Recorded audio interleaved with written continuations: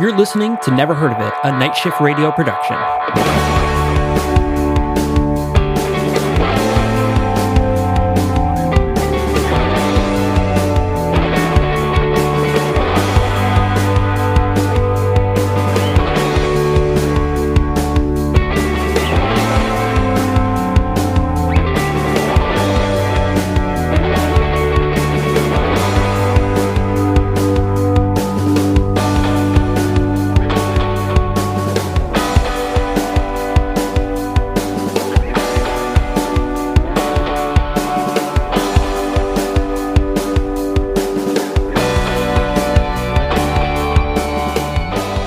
Should not be surprised, but I learned today that there is an insane conspiracy theory going on, and it was more prevalent probably a few weeks ago, about Tom Hanks.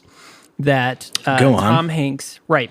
So apparently, Tom Hanks, when him and his wife were diagnosed with COVID-19, apparently they died and were replaced by government operatives. Or the other part of the theory, like the other theories, is that this was like the celebrities that are getting COVID-19 are being given it by Trump's NSA to eradicate the Satanist pedophilic ring that Hollywood has. The best part of this, I know. So the best part of this is that Tom Hanks has never once been accused of pedophilia, let alone sexual assault. Tom Hanks is a goddamn national treasure. Times. Right. And Trump actually has been accused of not only pedophilia, but of sexual assault like 30 fucking times well before he was president. People are crazy. You're crazy. Yeah. It's wild. I mean, it's Tom Hanks, man. Like, nothing is sacred. Jesus. Aside from nothing is sacred, and And as we proved recently, even Jesus isn't always sacred. Oh man, Vidar the Vampire! What a wild film, my friends! What a wild film that was indeed. I think the single best end result of us doing that episode for me has been the decision to follow Jordan on Twitter. Yeah, Jordan's hilarious. Yeah, if you guys aren't following Jordan Van Dyna on Twitter, it is Jordan Van Dyna, and you absolutely should, not only for his hilarious takes on everything, but also for his occasional weekend scripts updates, because they are hilarious. And Jordan Van Dyna was our guest on Vidar the Vampire, which was 2 episodes ago. Can you believe it? Wow. Already? It's May already. It's gonna be May. That was beautiful. One of us had to do it. I'm glad that we could do that together. That was wonderful. It's speaking of beautiful, it's beautiful here today. We today it was, yeah. We had a run of kind of colder days and was like just teetering on that decision to keep the heat off for as long as we did, and then finally crossed the 70 threshold again today, and it's bright, sunshiny, and took a nice long walk, and yeah, it's nice. Oh, see, that's nice. So it wasn't that much for us today. Today it was only about 60, 61. But it was nice. It was really enjoyable. Like I had, the window opens and stuff like that. I was outside for a minute. That makes all the difference though. When it does. The sun's shining and it's just nice enough to get that fresh air. I thoroughly enjoyed it. Ellen commented that I seemed less glum yesterday. Yeah. I mean, the thing about it was kind of bittersweet when it was really snowing. It was this is, back in April, and it was snowing for a couple of days here in central New York. And it was kind of like, well, I mean, I guess it's a good thing we can't go anywhere anyways, because it's, fucking terrible weather. But then when it's nice, you're kind of like, oh, it's nice. Oh, right. But I still can't really do anything. So it's kind of bittersweet both ways, but, I don't know, man. It is what it is. I'm seeing the photos of people just out in gangs in the fucking parkway. Like, no respect for distancing or mask wearing or anything.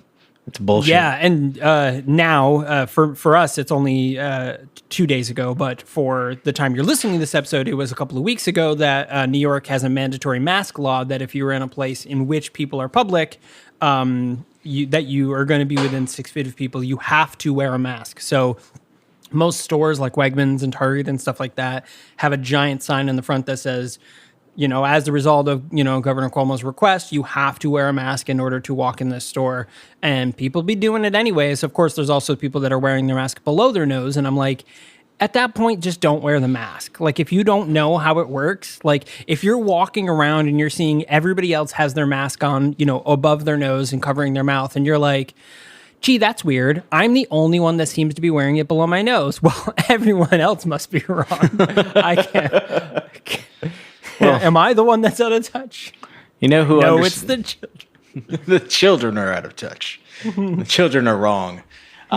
You know who does have a good grasp on mask etiquette as the fine folks in South Korea, which is the setting of this week's movie. So hello and welcome to another episode of the Never Heard of It podcast. I'm Caleb Koi to Busan. And I am Michael Fight. Hello and welcome. So, as you may have gathered, either by looking at the title of this episode or from my extra clever name joke this week, we are reviewing the movie Train to Busan. It's Apocalypse May, motherfuckers. We're over this quarantine shit, but we're doing it for the good of the people. And goddamned if we're not going to have some fun with it. Exactly. So, Train to Busan is one of those films. So I mean, I like this movie. It's a good movie. It's a fun zombie movie. It's got some, like the heart-wrenching moments. But it's one of those movies where like a bunch of crazy shit will happen. And then you're like, oh, wow, like that was really fucked up. Like, oh, this main character just, fucking died and there was this huge sacrifice. Wait, they're still going? There's more to this movie? It's one of those movies where, and it's not one of those ones where you're like, oh my God, is this ever going to end? You're just like, what fucking else can happen? Like, what else is going to happen to these people? Like, it just like more and more just keeps happening. Like, every situation where you're like, that could be a whole movie itself. You still have like two more acts less of this film. This is insane. So that's actually I saw the trailer because they just released a trailer for A Train to Busan 2 called Peninsula, which looks fucking epic. It's set 4 years after this movie, and like the world has completely gone to shit, and it's like it looks like dire. And so I was like, well, if this is the sequel, what was the original? And I kind of like vaguely remembered hearing about this movie because it's from 2016? Yeah. Yep. Cool. And so like, it's like, okay. Korean vampire, or sorry, not vampire. I'm still thinking of Hadar. Korean zombie movie. I'm into it. I watched the trailer. Holy shit. This trailer looks amazing. And this actually has like rapidly become one of my favorite zombie movies. Just the way that it tells the story and the action sequences. And like you said, it's just kind of like, it doesn't let up. It hits hard repeatedly. And it's another one that fits really well into the conversation of what is a zombie. Basically, I think of this movie as like 28 Days Later meets Snowpiercer. That's very accurate. Yeah, I'll give it that one. It's definitely the rabies zombies, the fast, like rapid turning, fast, aggressive, like scary zombies. But of course, it's set, like as the name implies, mostly on a train, so it's very close quarters too, which adds to that horror. Right. Yeah, and one of the crazy things too about this film is the zombies themselves. It's really weird. So they, they're super sensitive to light, but the opposite way is that when so there's many times when they like go through a tunnel and it gets all dark and the zombies just stop because they can't see their targets anymore. And that was kind of another cool thing is that they're obviously attracted by sight and sound. But there was like that moment of like, okay, everybody be perfectly quiet. And as soon as the silence hit, like all the people that were quiet, everybody just, the zombies just stop. Yeah. And they're like, oh, what am I doing again? Like there was that kind of like moment of, oh, there's nothing here. We're just going to wander. And then this sight, and then both with the sound, and then of course they were attracted to sounds.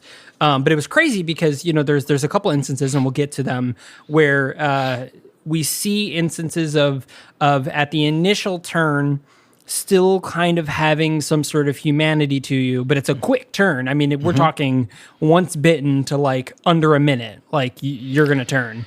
So it's weird. If I have any like criticism of this movie at all, it's the inconsistency in the way that people turn. And I guess it could potentially be explained away like if you have like a superficial bite on like an extremity, like your hand, your leg, or whatnot, maybe it takes longer versus like having your jugular bitten out. I don't know. But where the plot demanded it, the turn could be like instantaneous, or it could be drug out over several minutes and allow people to have like entire conversations. And like, yeah, I mean, it does help the plot to like establish the, you know, the relationships between these characters, and like sometimes the really heartbreaking moments when someone is like bitten and turned. But it's as a minor inconsistency. It bothered me a little bit, not enough to not enjoy though. Oh, yeah. No. I mean, it was kind of like, if you remember in Infinity War, you know, where people like Drax and Mantis like instantly evaporate as soon as the Thanos thing hits, but then Peter Parker is able to, you know, stumble around and, you know, have a conversation and grab hold of Tony and fall to the ground and, you know, I don't want to go and I'm sorry, Mr. Stark. There was so much of that, whereas Drax was like, and gone. Like there was no like, you know, cool conversation or quip or anything. It was literally just like snap, dead. And that was that, you know, and it's that same sort of thing. So however you want to, say, you know, I'll agree. I'm sure it probably had to do with like, oh, well, this person turned instantly because it was a deep wound in their throat, you know, ripped it out. And this person was just a small nibble on their hand, you know, whatever. Yeah. Whatever it is. But honestly, it didn't take away from the film for me. But it definitely was one of those like, well, that was weird. How come that guy turned instantly, but then this main character took 20 minutes? You know, it was weird. And the other thing, too, that I thought was kind of weird outside of that was I totally lost it. So definitely had to do with, like the instantly being stupid part of the zombies, but then also not instantly being stupid. Because there was times where it was like, they don't remember how to slide this door open. And then like later in the film, they're literally opening doors normal and like, you know, breaking through glass and, you know, jumping onto trains and stuff like that. I was like, okay, well, I mean, it worked, you know, it worked for the scenario. They are very like, as with any zombies, they're very instinct driven and very like just kind of like animalistic. And you see like if one latches onto like the train or one attacks the glass, they then all like pile on and literally are piling on top of each other with like no regard to like themselves or like the other zombies around them. So it's just this like it becomes this like force. That's one of the things that I love about zombie movies like this and 28 Days Later and World War Z and whatnot, where it just shows them as this unstoppable natural force that like you like basically have to try to avoid rather than fight. Yeah, it very much had that sense of like a locust, like, you know, just once they start rolling, you were like, I mean, you're not going to like, I'll hold them back. Like every person in this film that's like, I'll hold them back and you go, I'll catch up. And I'm like, you're fucking dead. And then they did die because you literally just can't, because there's just that mob mentality, overwhelming force. But yeah, so let's start off with the film. We'll talk briefly about the characters. So I'm gonna say the main character is Sok Woo, the very important salary hedge fund manager guy who has something to do with the virus. Yep. That we learn. You know what I liked and disliked is, I mean, this is just me because being curious of like, oh my god, I want to hear the backstory. Like, what do you mean your company's involved? Why is your company involved? What exactly do you do? Like, I want to do it, you know, like I want to see what's happening. And, but it's like hints of almost like Umbrella Corp. It is. And that's kind of, but it was like, it was kind of like he was the accountant for Umbrella Corp, because it's not like his corporation. He just manages the money for this corporation that might have been involved in the zombie outbreak. we get this scene of a truck driver. He's got livestock in the back of his truck, and he goes through like a toll area, and they stop him. They spray him down, and he rolls down the window, and is talking to gentlemen in masks, practicing proper mask etiquette until one of them takes his mask off to talk. Okay, we're not everyone's perfect, but he's angry. He's like, you better not kill my livestock again. I've been through this before, and you'll make me really mad if you do. And they're like, no, it's just a precaution. There was a little bit of a leak at the local like chemical plant, but like everything's fine. And like, that's what you said the last time. I'm like, I think it's probably a little different this time. But and so like he moves on, and like we hear him like his truck hits something, and he reacts. He stops. He gets out, and he sees like a dead deer on the road, and there's the blood smeared and everything. Which I hope we don't have to do a content warning for a zombie movie. There's lots of gore. It's a fucking zombie movie. Yeah. So you see the blood smeared from the deer. And he's like, what a shit day. And like he gets back in his truck and drives away. And this was one of the fucking wild things where the deer gets back up, and we see like its eyes are all like glassed over and everything. Like it's fucking wild. Like you usually see animals reacting to the whatever the zombie virus or the chemical or whatnot is, much like we Resident Evil. We mentioned Umbrella Corp earlier, so that we immediately get to this cut to the big hedge fund manager as he's on the phone with someone high up who's basically saying, sell off everything. And he's like, that could really like disrupt the markets. Are you sure you want to do that? Like, no, you definitely do it.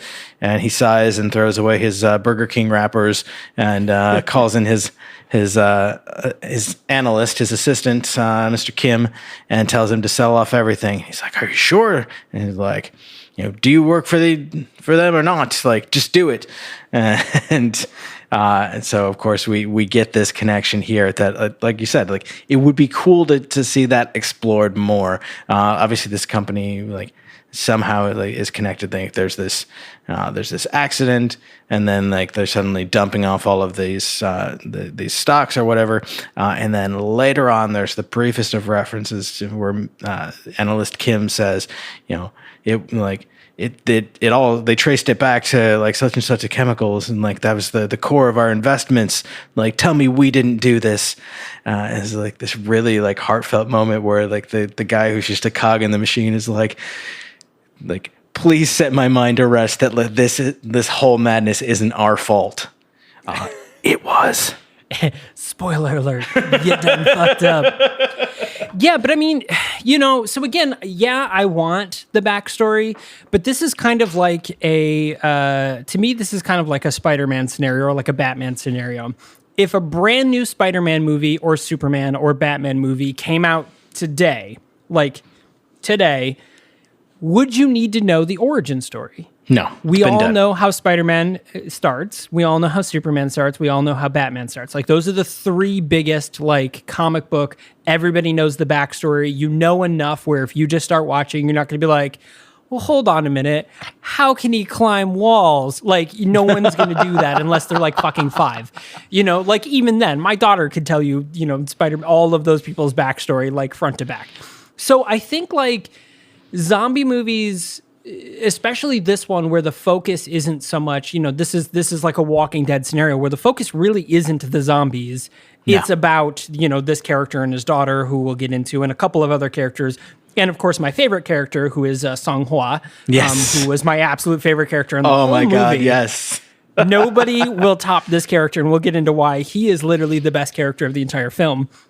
But yeah, so like, you don't need to know the backstory of a zombie movie anymore. Like, at this point, you could just be like a splash screen. Hey, a weird virus started, and people are zombies now, and you'd be like, cool, all right, go on with the film. Yeah, all right, great.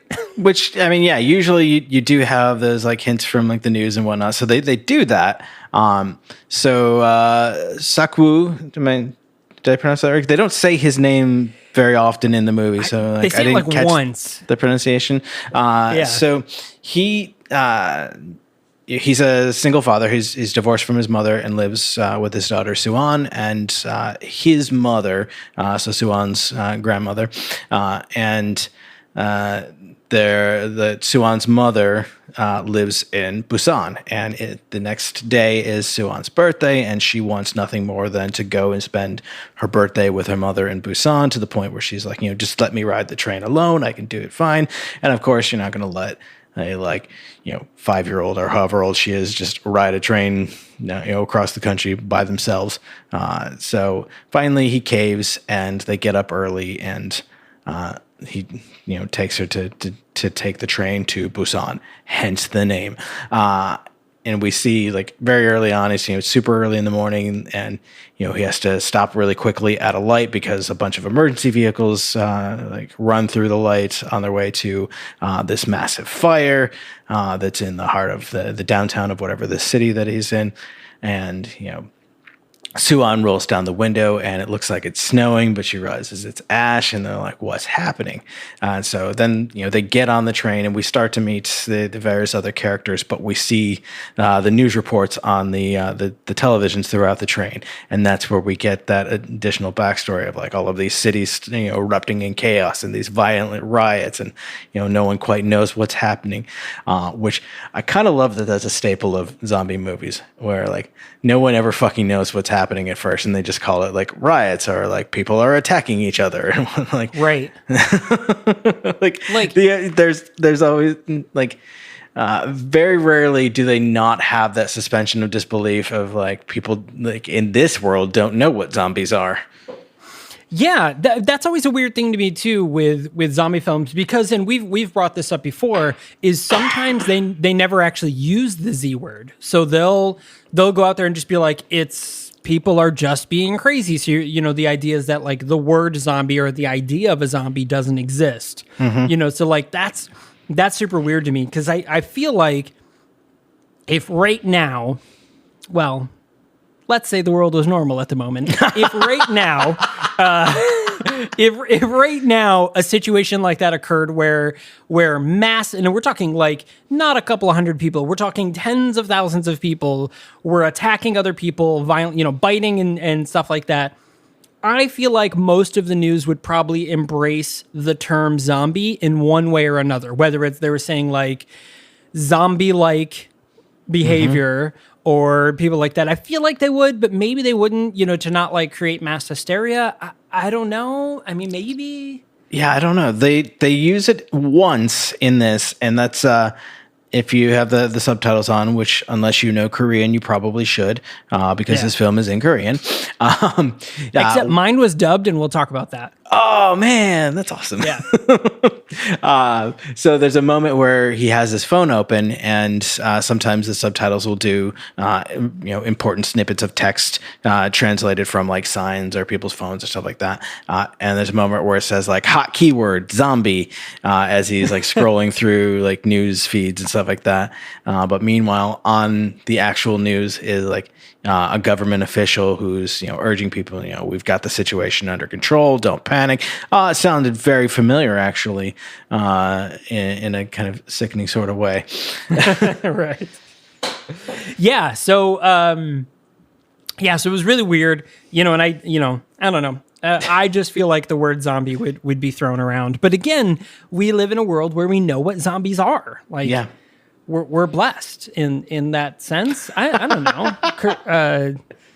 Blessed to know what a zombie is. I mean, it's a really good indicator, because what if we didn't know what vampires were, and then people were running around being vampires? We'd be like, I just don't understand. These people have 2 holes in their neck and they're missing a ton of blood. And then they just up and disappear from their coffins. It's a mystery, to not to have to learn that sort of folklore all on your own, way back when. I mean, when whoever the first vampire story, I guess, because it wasn't necessarily Bram Stoker, but was inventing that folklore. You had to have gotten it from somewhere. So somebody had to experience something in which they exaggerated to the point of vampiric folklore. But what did they think before that? Just nobody ever thought about vampires? That's weird to me. Yeah, well, I do enjoy the films where it's acknowledged but begrudgingly, and when they're nobody wants to call it what it is, but we'll call it what it is. these fuckers are vampires, or like we got zombies here, And I think that's interesting because that feels pretty realistic. Like I do feel like our news now would know the term and would use it, but they would especially some of the more deeply professional journalists would probably struggle with saying, "Yeah, we got zombies out here." Right. There's zombies, bitches. This has been Walter Cronkite and the report. That's the BBC telling us about the chuds. Right. So, I mean, in reference to what we're talking about, Anna and the Apocalypse did a really good job with that. They were like, "It's zombies," and they're like, "No, it's not." And he's like, "Are you fucking kidding me?" And then finally they were like, "Okay, you're right. It's zombies." So, Anna and the Apocalypse, great movie. We did an episode. If you're new to the podcast this year, we did an episode on that back around Christmas time. A great zombie film, Christmas movie and musical. Ooh, ooh, Ooh, such thing as a Hollywood ending. Great music, man. The songs slap. But yeah, so we have the main character. We know that he gets to his daughter. We know that it's her birthday, and they're going to take the train from Seoul to Busan, which, by the way, the train ride, it is literally down the entire peninsula of South Korea. The train ride is roughly 3 hours, just under 3 hours. So this is the time it takes to take the train from Seoul to South Korea is about 2 hours, 40 minutes, it looks like, via my very crude and fast Google search. But yeah, so before we get into the actual boarding of the train and everything going to batshit, let's go ahead and take a quick break, and we'll be right back. Hello, I'm Casey Ryan. And I'm Todd Panic. Join us on the Superpod HeroCast as we drink beers and talk about movies with capes. Superhero movies. The good, the bad, the mutants? Sure, let's go with that. From Batman the movie to the latest blockbuster. Great movie? Sweet. We'll tell you why. Absolute bomb? We're going to watch it anyways. And our misery is your entertainment. Get the latest episode, grab your cape, and join us on the Superpod HeroCast as we save the universe. One superhero movie at a time. Hey, so I don't know if you noticed, but it looks like we've got another Anchor ad. Oh. So I guess I know we should talk about that. And I think we probably can't talk about Anchor without throwing out there right off the bat, it's free. Free? Can you believe it? It's free. Wow. And I hear that there are creation tools that allow you to record and edit your podcast right from your phone or computer. And if you're lazy like us, Anchor will distribute your podcast for you. So it can be heard on Spotify, Apple Podcasts, and I think some more too. I think many more. That's fantastic because it's so much work going to all of those platforms.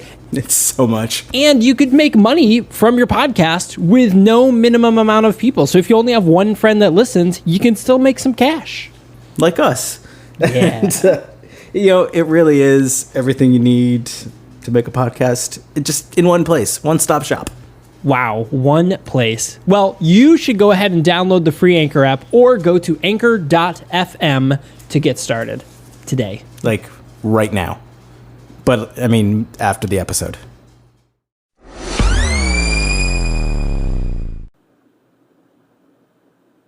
Hello and welcome back. So when we left you, we've got Sok-woo and his daughter Suwon about to they're boarding the train to Busan, where they're going to go and see Suwon's mom. She is going to be dropped off at her mom because it's her birthday wish. She hasn't seen her mom in a while.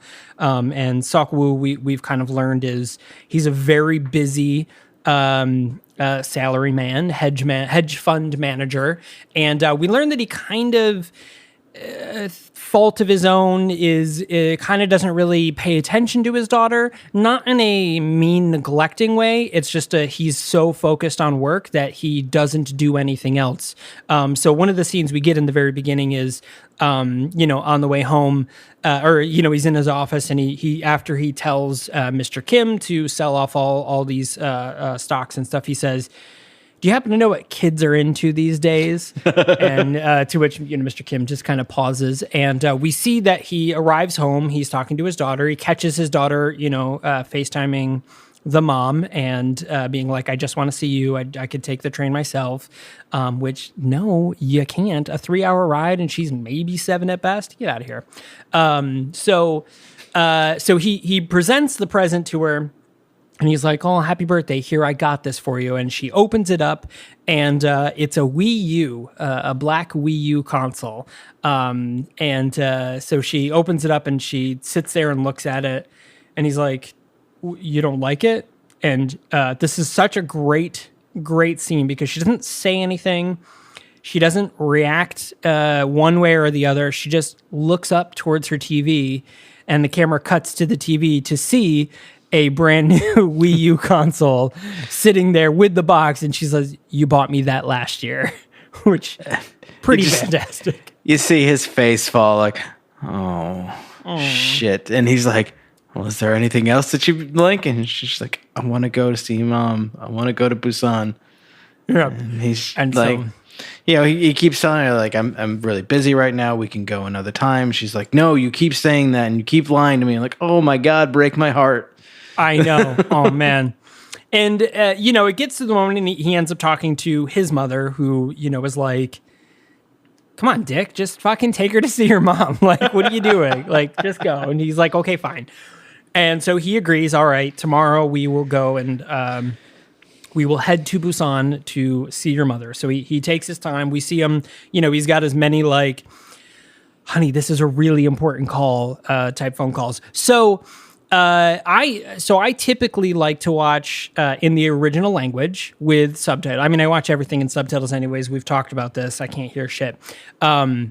But this film, when I watched it on Tubi, I stumbled across the dubbed version. And the thing that was interesting is the voices weren't bad, except his mom was like weirdly Southern, and it was just weird. Like she had this really, oh, darling, don't you know you gotta, and I'm like, what the fuck, what? This is the weirdest thing ever. I mean, it wasn't that she was, an old Korean woman. It was just fucking weird. Like it just was out of place because he doesn't have a Southern accent. They clearly live in a large city, not anywhere where a Southern accent would be. It was just really fucking weird. But other than that, all the other voices were, they were decent. They were good dubs. But the dub, like what they said was never what the subtitles said. Ever. I believe all it. the time. Like the whole beginning when he was talking about like, hey, don't kill my livestock is what the subtitle said. He very specifically says pigs every time. He never once uses the word livestock. Mm-hmm. He was like, don't kill my fucking pig. He said, don't kill my pigs, asshole. Like this is shit. Don't kill my pigs. You're going to kill my damn pigs again. He says it over and over and it just kept saying livestock. And I'm like, okay, it's going to be one of those movies. And it was every sentence. There was, typically it's like, someone will start a sentence with well, and then they'll say their sentence and the subtitles will only show the sentence and not the word well or something like that. Those little, sort of modifiers that get added on. This was every sentence was completely wrong from what they actually said. I mean, it was still like the general idea, but it was just like a completely different written version of what that person actually said. It was really weird to see the two. So it was interesting to me. That's funny. I usually do watch the dubbed versions when they're available, just because like I kind of find that hilarious, and like it adds something to the experience. This time around, I actually just in order to give Ellen a moment's peace and not have to watch this insane movie, I wandered to the other side of the house and just watched on my tablet and just like quick pulled up Tubi and pulled up the movie without signing in. So I didn't get any of my content preferences, which, as we've noted before, Tubi TV not only totally free, but doesn't require any kind of login if you like don't want to have preferences tracked or like have a suggested like a queue or anything like that. You can just pop on and watch. It's pretty cool.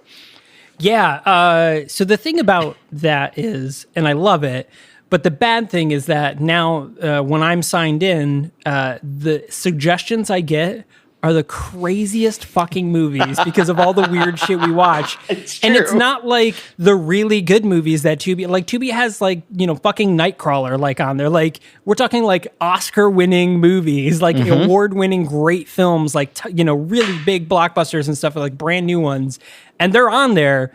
But like, you know, I get in there and I get like, oh, because you watched this, like obviously you want to watch like, Murder in Miami, which is like an erotic thriller about you know, some dude, or like oh, what the fuck did one of the suggestions for Train to Busan was this movie, and I thought it was going to be a ghost film, so I kind of like flicked on it and just start watching it because it looked super like cheesy, and I was like, oh, this looks cool. It's a writer goes to an abandoned European mansion to like dig through the diaries of the people that live there to like write a story about it.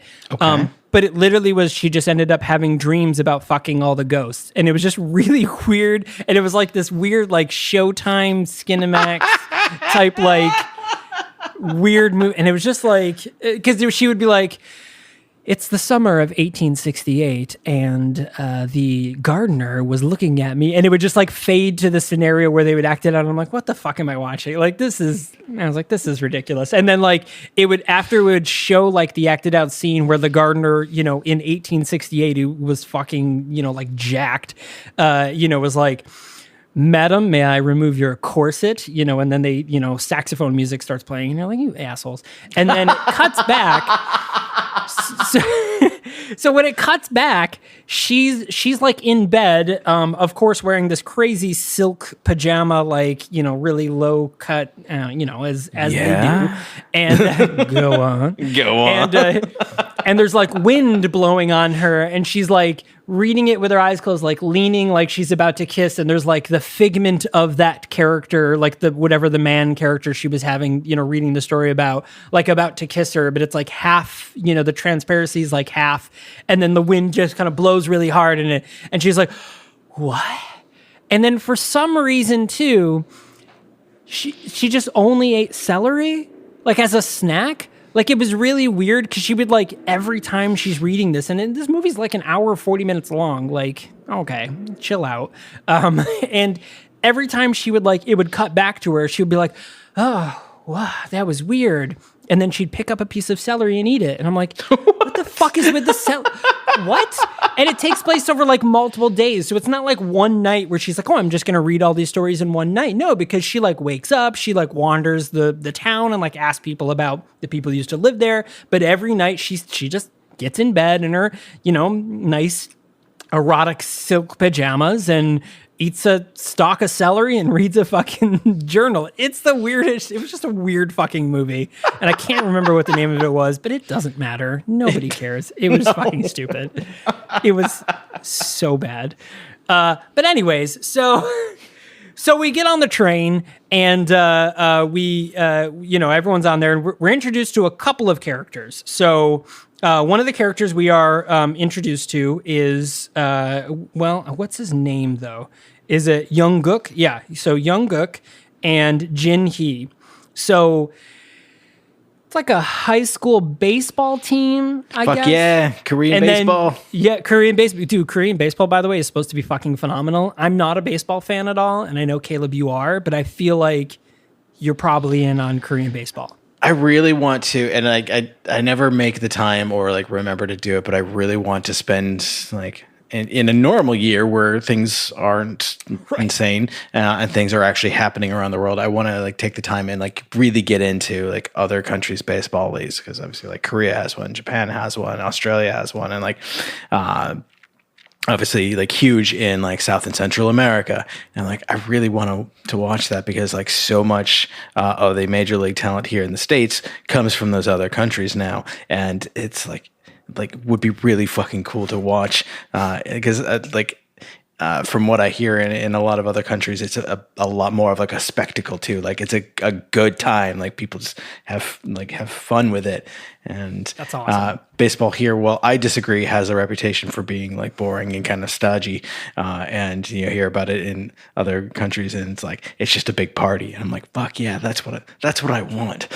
That's what baseball of yore. Yeah, 'cause I feel like that's what baseball used to be. Like it very much was like, oh my God, did you see Mickey Mantle did this thing? And everyone's like, what? And he did it all. Like, yeah, without steroids. They did it all without steroids, but like on lots of Coke and beer. Yeah, just like your grandfather. Currently, grandfathers. So there's, I'm gonna rant for just a second. Not really rant. Sidetrack for a second. There's a really great Groucho Marx joke where he's. It's in one of his movies. I think it was Duck Soup. And so he's with the super rich old woman who owns the hotel, and he's with like the young, super attractive like lounge singer girl, and they're all together. And he's like, oh, you girls have everything I crave. You're short and tall and old and young and thin and fat, and that's just the type of the girl I love, or something. He was like, let's get married. And she's like, well, both of us? And she's like, what? Caleb exploded. Both of us? And she's like, well, that's big of me. And he's like, well, it's big of me too. Let's be big for a change. He says, one woman was good for your grandfather, but who wants to marry your grandfather? No one, not even your grandma. It's just a great, like, long rant that Groucho Marx has, and I always love that. I've never seen a better four eyes than, what's he say? No, there's... I've never seen a better looking four eyes. Well, three at least. Anyways, but great. So Jin Yi is played by So Hee, who is a former Korean pop star. She was part of the girl group Wonder Girls. Huh. Yeah, that makes sense. This is like one of her big film debuts. Was this one? Well, she was in a few other things, but. This one, she was actually in a movie called Hellcats, which I've actually seen, which is also, I think, available on Tubi. But it's actually pretty cool. It's actually a really good movie. If you have a chance to see Hellcats, that came out in 2008. But she also is the voice of one of the characters on the show, Bakugan. That's the one where they throw the balls and they explode into robots or something. Yeah. Yeah. And then we have... what's his name there? Young-guk, who was played by Woo-sik Choi, who most recently you saw him as Ki-woo in Parasite. So, neat. Yeah, so he definitely has made a little bit of a jump. But yeah, so those are the two. So we get this baseball team. So I'm not entirely sure. They kind of go into it a little bit. So it's this high school men's baseball team, and all of a sudden Jin Hee shows up, and everyone's like, "Ooh, hey, it's Jin Hee. What is she doing here?" And she's like, "I'm here to be your cheerleader." So for some reason, she's finagled her way into be a part of this baseball team. I don't know. Yeah. At first, I thought they were going to paint her to be like this, promiscuous young woman, but it was really just kind of like she's just popular and it's cool. I love, she sits down next to Young-guk and he's like, "Can you sit somewhere else?" And she's like, "Nope, I'm here. You need to deal with it." And they're all like, "Accept her, accept her." They start chanting. Yeah. She was like, "Nope, I've chosen to like you. So the only thing you could do is like me back." I'm like, damn, that is fucking bold. Confidence. You're right. Love it. And I love it. Everyone's just like, and he's like, "Oh God." Hilarious. But anyways, so we're introduced to them. And then we're eventually introduced to the best character in the entire movie, who is Sang Hwa. Mm-hmm. So we get on the train, everything's going on. And just as they're getting on the train, we see one of the train workers is kind of like, looking to see if anyone else is getting on the train. He sees that it's clear.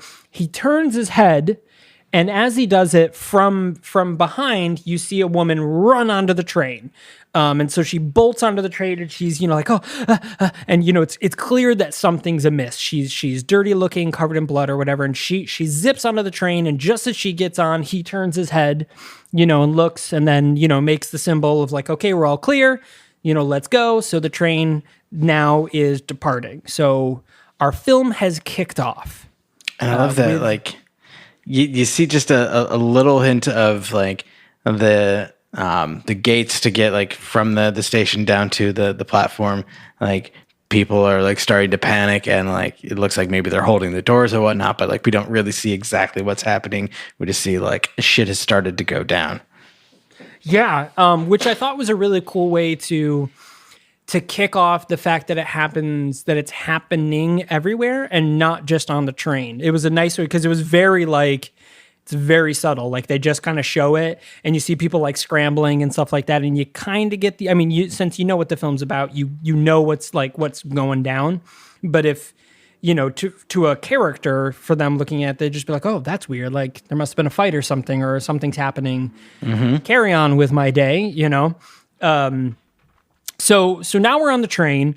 The woman gets in and she's on the ground and she's, kind of freaking out. And the thing that gets me about this is that she is covered in blood. Like, yeah, it's not like a spot, like one little spot. Like she is head to toe blood and dirt. Her shit's ripped up. She's freaking out and she's stumbling down a car, like one of the train cars.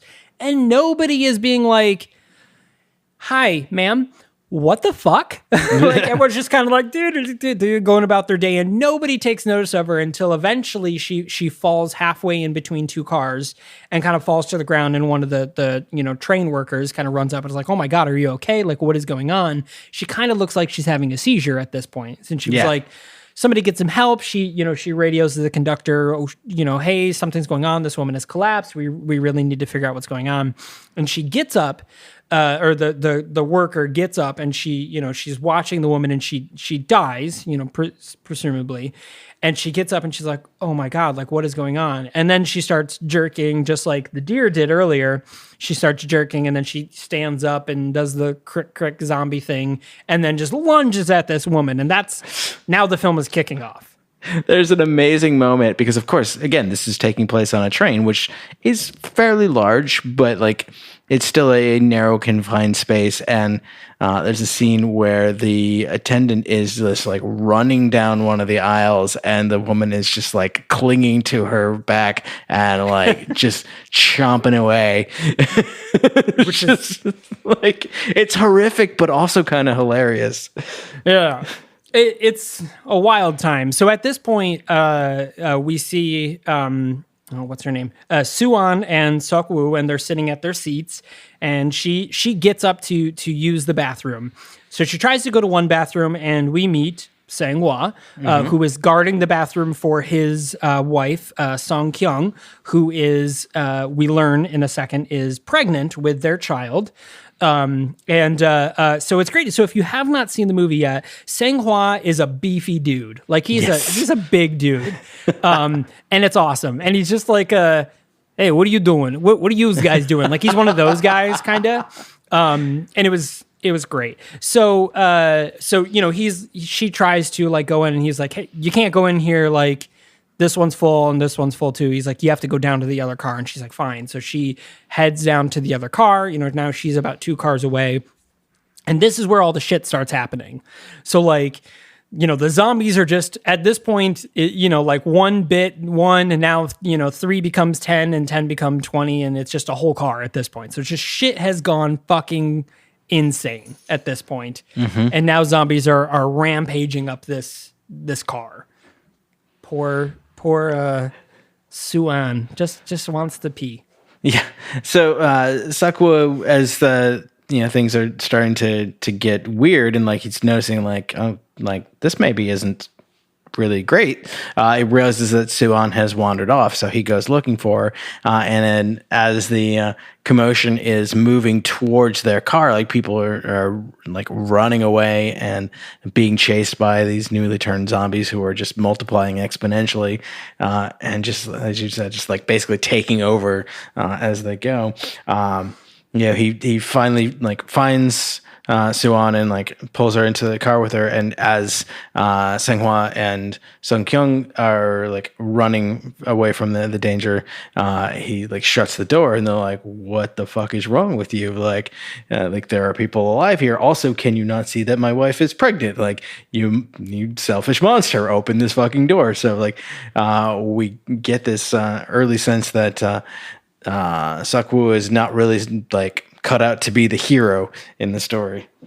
No, I mean, granted, yes, he's just looking after his child, but like, you can kind of do both. He definitely had the opportunity to do both. So this is the initial kind of like fuck up. But I think when you look at the film in a bigger picture, and we're gonna kind of fast forward through a lot of this because the majority of it is just zombies on a train. Yeah. But damn, these motherfucking zombies on this motherfucking train. It had to be said. I'm sorry. So it's kind of cool though because we initially see that he's selfish. He only thinks about work. He definitely, doesn't care that, the mother of his child gets to see her. He definitely doesn't pay attention to his daughter. There's a scenario where, he has to watch a recital because he didn't go to it because of work, that she was in, and she messes up and we find out later that it's because she started singing and she was practicing the song specifically for him. And, he misses that whole thing. So we see that, he hasn't been a good dude to begin with, but we see the growth towards the end of the movie. Like piece by piece, we see him turn from this super selfish person to doing this insanely selfless act to save not only Suan, but Song Kyung several times over. I mean, he saved several people by becoming less selfish. And I think that's cool. And it was a really cool way to show it without... I guess it's like the obvious hero scenario, but I thought it was really cool because it was very subtle. How you see it happen in the instances that it does. It wasn't this big proclamation. Yeah. It kind of does it, and it was like, oh shit, what did I just do? Like, you see instinct take over. A lot of times in stories like this, you have the obvious like leader figure or hero that steps up, who's going to be the one to like lead everyone through this, and he's not that. And so like it's great that like the movie gives him a chance to like have a redemption arc and kind of become that leader type character. Even though like that's not who he is initially, like it gives him that opportunity and gives him space to do it. One of the things that I thought was really interesting about this movie, and again, like you said, we kind of have to fast forward because there's just a lot of people getting bit in the middle of this movie. That's not to say that it's not worth watching, but I mean, you kind of know what happens. Right. It really sets up well for to be this like ragtag group of survivors that makes it through. That like by working together and like supporting each other, they make it through. But they just keep getting thrown into peril after peril after peril, and like the group like dwindles down, and like it makes it like each like new loss is like that much harder because you think like, no, they're going to make it this time. Like there's a scene where, the core group of like 7 or so, father and daughter, the man and his pregnant wife, the baseball teenagers, and like one older woman, like they're all like, they're surviving together, and like they've stuck together to to get through this. And they literally fight their way through several cars to like rejoin each other and to like protect each other and get back to the rest of the survivors. And like it's fucking epic scene. Like the reasoning Seonghwa is like such an amazing character. Like he tapes up his arms and is literally just going fisticuffs with zombies, and it's fucking amazing. Just punching them. And so like they fight their way through several cars to reunite with each other and get back to the rest of the survivors, and the rest of the survivors throw them out because there's the one shitty energy company CEO guy, Yeon Suk, who is like just constantly only looking out for him. Like he is like the epitome of the like is shitty and doesn't grow. Like he's almost like more of a villain in this than the zombies are. You know, the zombies are just they're a force of nature, but like he is actively and selfishly putting his needs ahead of other people in order to protect himself. And so like he raises a fuss like, you know, we can't let them in here. They could be infected. They'll kill us all. And so like, you know, this group gets thrown out, and like in my head I'm thinking like, well, obviously everyone that's left behind in that car is fucked. And it's very satisfying when that happens. It is. I mean, it totally is. But at the same time, like, fuck that old woman, man. So we talked about, you know, the scenario. If you've watched the movie, you see that there's the one old woman, and she gets into the car, and, you know, the Seok-woo and his group is like, hey, you know, blah. Now, at this point, Sung-hwa is dead, and it sucks because he was fucking amazing. After he basically... So, like, every scene with Sung-hwa and a zombie is basically like...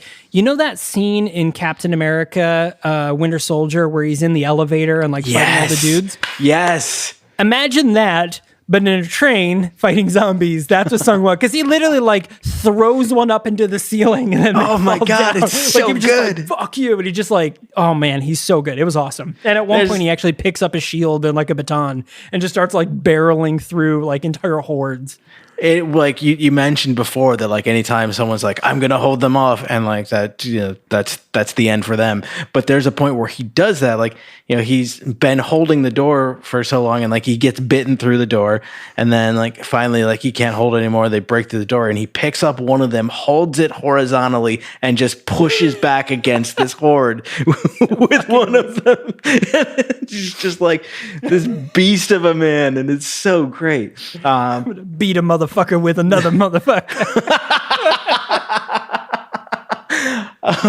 But yeah, there are two older women who are sisters, and one of them has made it to the cabin with this larger group of people with the shitty CEO guy, and one of them is with our like scrappy group of survivors, and she doesn't make it. The second one, like just at the last moment, like realizes like she's not going to make it, and they end up having to shut her out of the cabin because, you know, she like selflessly like stops trying to escape so that the others have like just a few seconds more to get away. And we see like recurring throughout the movie, this woman does things like that. She gives up her seat for Suwon, and like, you know, she doesn't want to like, you know, she brings snacks for her sister, you know, even knowing it's just a couple hour train ride. You know, she wants to take care of people, and so,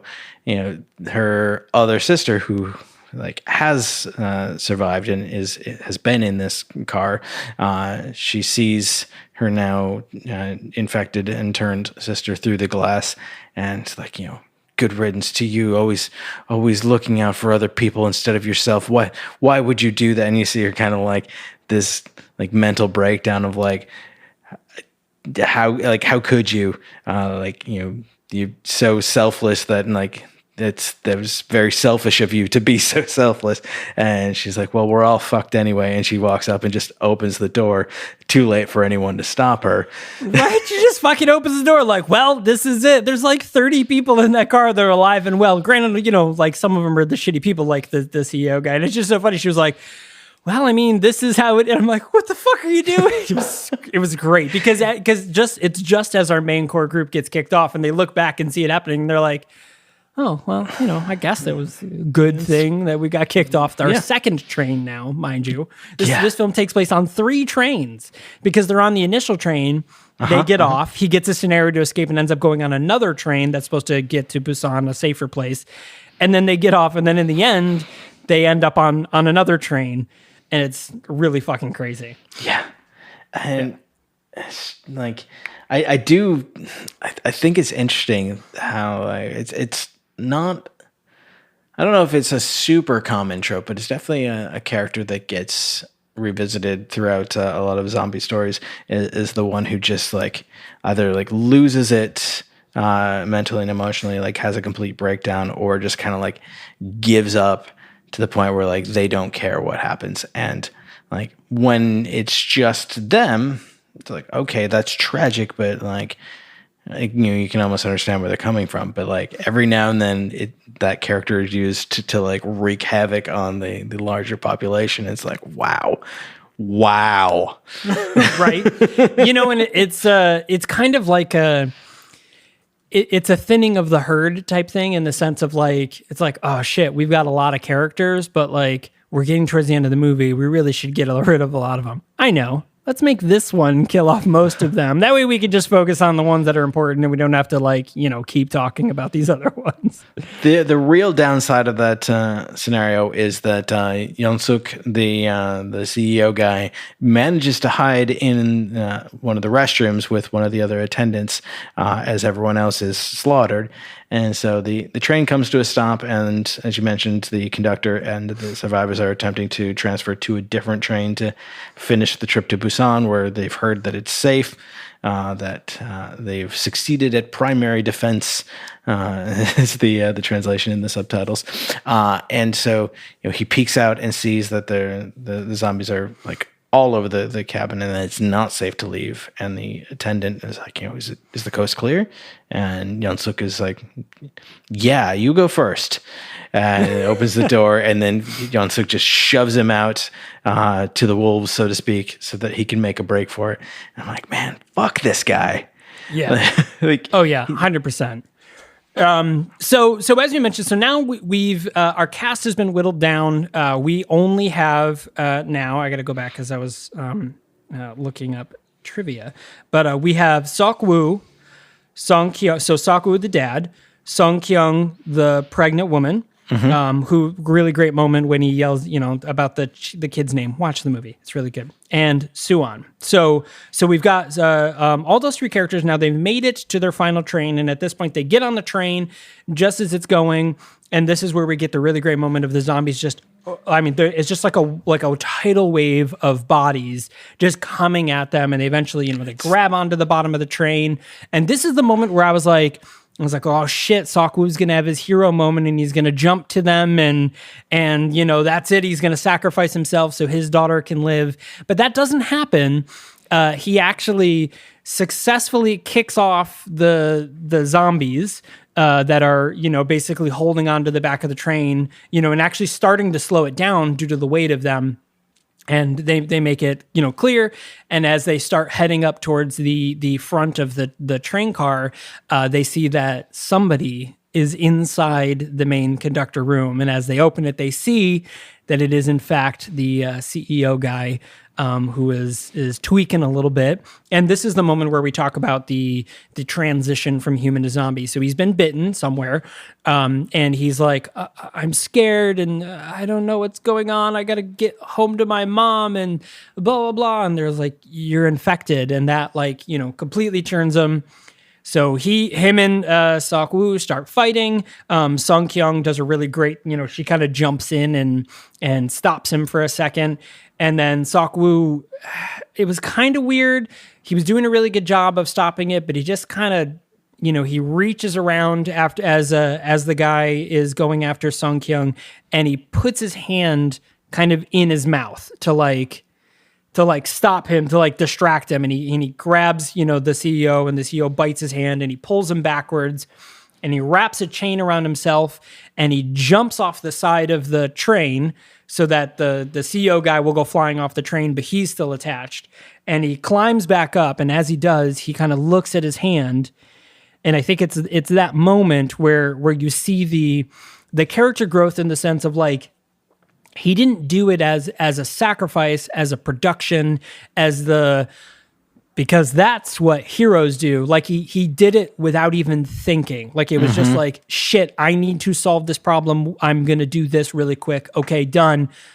Oh my God, what have I just done? You see it in his face. And it's a crazy moment because to me, it felt more real than a typical hero moment where it is a production, where they're like, no, I have to let me do this. I've never done anything right in my life. I need to do this now. It never is a scenario like that. He just jumps, he just snaps and does it. And I think that was really cool in terms of character growth and things you don't see very often, because it felt more natural.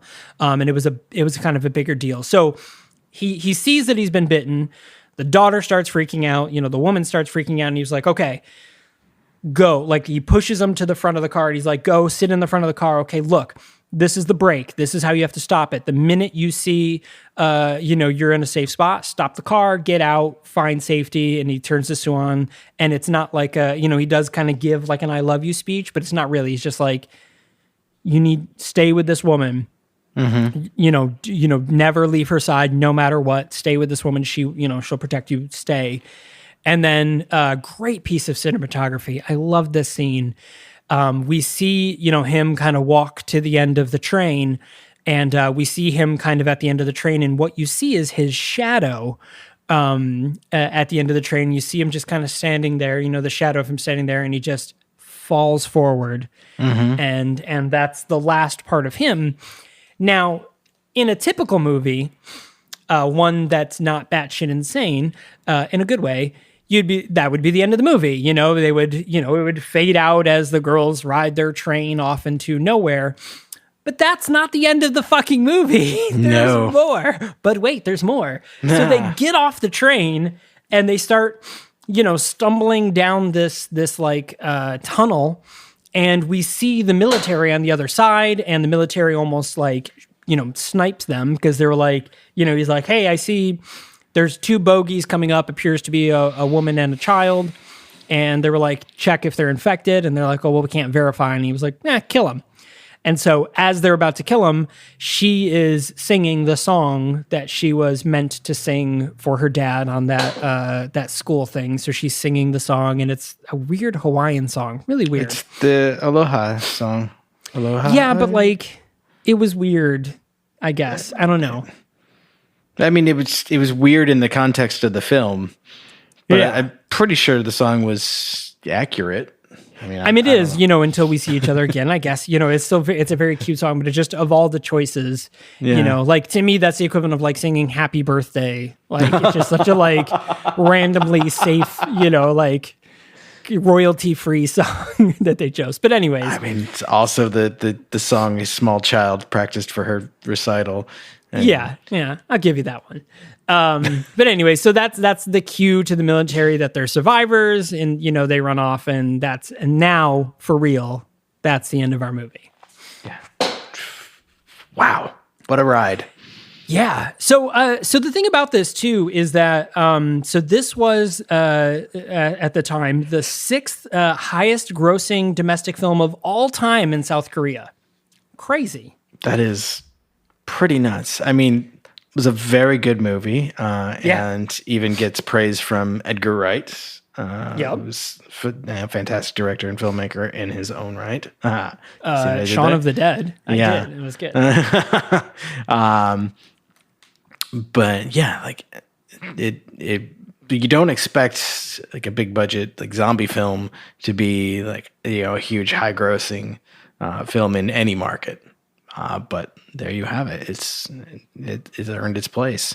I like that, and I've got to seek this out, especially now that I'm also interested in seeing the sequel. There apparently was an animated film called Seoul Station. It's a prequel to this that takes place in the day prior. Which is cool, yeah, because the director of this film is known for having done only animated features, and this was his first live action film, and that's Sang Ho Yun. So I'm very, very interested to see Seoul Station. Another fun fact, two things. So one, our favorite character, who is the actor's name is Dong Sok Ma. He used to be the main character's personal trainer. Go figure. Neat. And which go figure, because he's fucking Jack, so duh. But he also won an award for this film for Best Supporting Actor because he was phenomenal in this movie. Yeah, he was. He was great. I just quickly looked up, and Seoul Station is streaming currently on Tubi and Vudu for free, and is also available to rent from several other places for $3. Awesome. Done.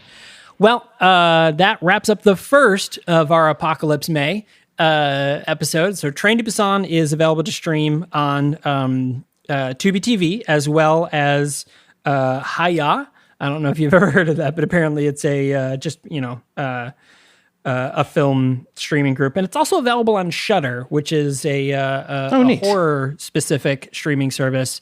If you aren't familiar with it, Shudder's really good. If you're a big horror movie fan, you should have Shudder. Like, there's no excuse not to, in my opinion. Shudder's great. But yeah, but it is also available on Tubi TV for free. No sign up required. Just click and watch, man. It's fucking great. So, so if there was a website, let's change this up a little bit. If there was a website where I wanted to go to see every show that Night Shift Radio goes to, how would one do that? Oh, I'm glad you asked that. If you're curious to learn more about the Night Shift Radio Network, so not just Never Heard of It, but our other podcasts, Left of the Dial, the Storyteller Series, and Superpod HeroCast recently joining us, you can visit nightshiftradio.com. Specifically, you can visit nightshiftradio.com/shows to check out all of the shows that we offer on the Night Shift Radio Network, as well as feeds for the current episodes. If you don't have enough places to listen to podcasts and want yet another.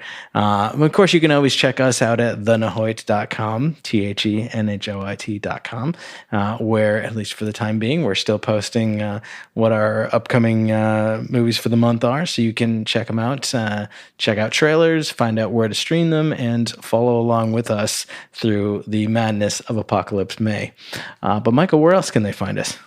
Hey, did you know that specifically Never Heard of It is also on social media at The Nahoit Podcast? That's the NHOIT Podcast on both Instagram and Twitter, where not only do we post clips from current episodes, but we show you what's coming up, trailers of what's coming up and stuff like that. But most recently, Night Shift Radio has joined TikTok, where you could go, and if you are a TikTok fan, you can just go to Night Shift Radio, simple as that, and we will post clips of all 4 podcasts on there, so you get to see all the cool different clips from all the different podcasts and kind of get a feel for what we've got to serve up for you. So definitely check us out there. But thanks a lot for joining us, guys. We much appreciate it, and we hope that your April was good to you, and we hope that May is even better.